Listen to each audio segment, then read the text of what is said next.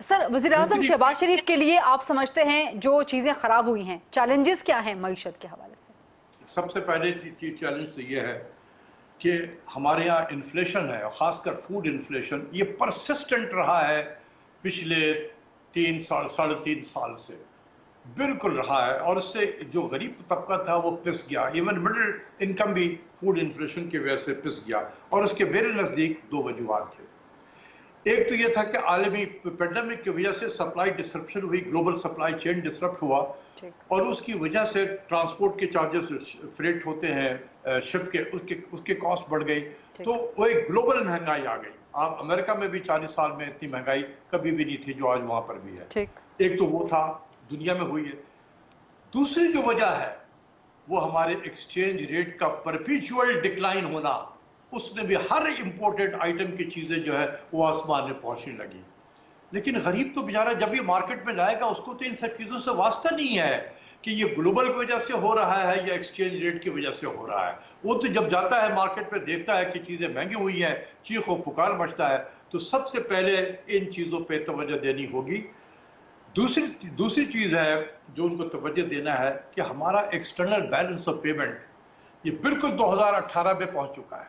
اس سال کا balance of payment, import تیزی سے بڑھ رہا ہے، ایکسپورٹ میں اضافہ ضرور ہوا ہے لیکن امپورٹ اس سے کہیں زیادہ بڑھ گیا ہے، جس کی وجہ سے ہمارا بیرونی اکاؤنٹ کا خسارہ میں چیخ کے تھک گیا 3.5 سال تک، کہ خدا کے واسطے aggressive and yet selective import compression policy آپ اڈاپٹ کریں، لیکن کسی نے توجہ نہیں دی۔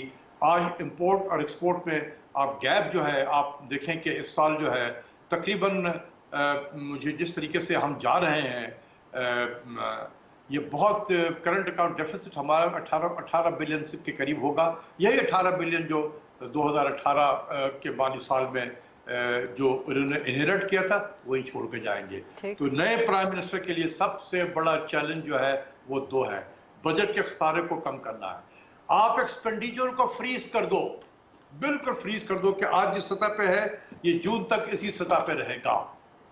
اگر آپ نے پروجیکٹ ڈالنا شروع کر دیا اور پھر اسی پرانے ڈگر پہ چل پڑ گئے، ریبن کٹنگ پروجیکٹ ڈالنے شروع کر دیے آپ نے، پھر آپ بھی اسی ڈگر پہ چلیں گے۔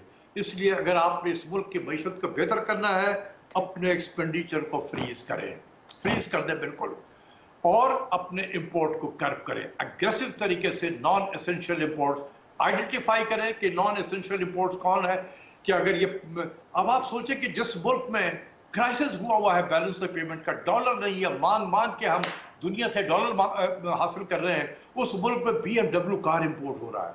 آپ حیران ہوں گے کہ ہم جھاڑو امپورٹ کرتے ہیں برما سے، میانمار سے۔ کیا یہ ملک کو ہم اس طریقے سے چلائیں گے کہ جیب میں پیسے نہیں ہے، BMW کار کے لیے ہے، امیروں کو پیسے بانٹ رہے ہیں کہ جاؤ یہ ڈالر لو اور جا کے 2 پیمنٹ کرو؟ ان سب چیزوں کو روکنا ہے۔